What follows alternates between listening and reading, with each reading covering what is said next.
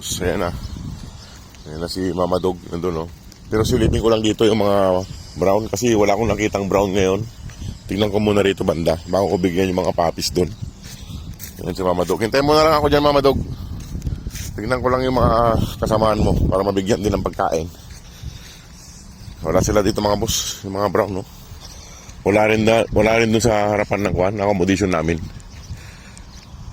Ikutin ko lang dito. Baka nandito yung si Blackie. Biglang sumusulpot tong isang to. Biglang sumusulpot to mga boss. Diyan lang kayo, titignan ko muna yung iba. Saan ka nagagaling? Biglang nga sumusulpot. Biglang sumusulpot to si Brown eh. Ayan. Gutom ka na? Wala yung pan. Wala yung iba. Ito lang isa. Tsaka si Mama Dog. Bigyan ko sila ng pagkain. Hindi ko na nakikita talaga si Luna. Hindi na nagpakita. Ayan. Bigyan ng pagkain ha. Ayan mga boss, nakain na sila. Ayan, ayan. Biglang sumusulpot to si Brown eh. Hindi ko napapansin na sa...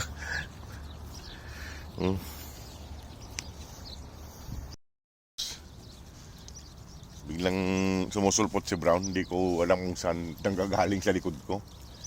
Hindi ko naman kasabay siya. Si Mama Dog. May natira pang pagkain ng mga puppies.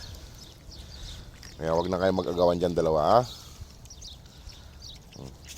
Agawan mo pa, kainin mo lang yan. Harangan kita. Tubig. Ay mga boss, gusto pa mang-agaw ni Mama Dog. Nagugutom din tong isa eh, nagawa mo pa eh. Ayan o. Ayan mga boss. Biglang sumusulpot sa likod ko. Huwag mo nang agawan, Mama Dog.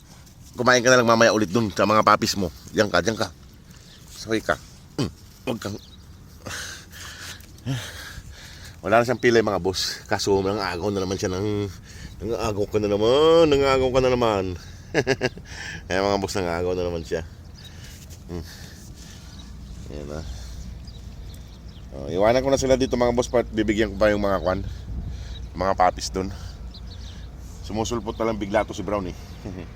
O sige mga boss, maraming salamat. God bless po.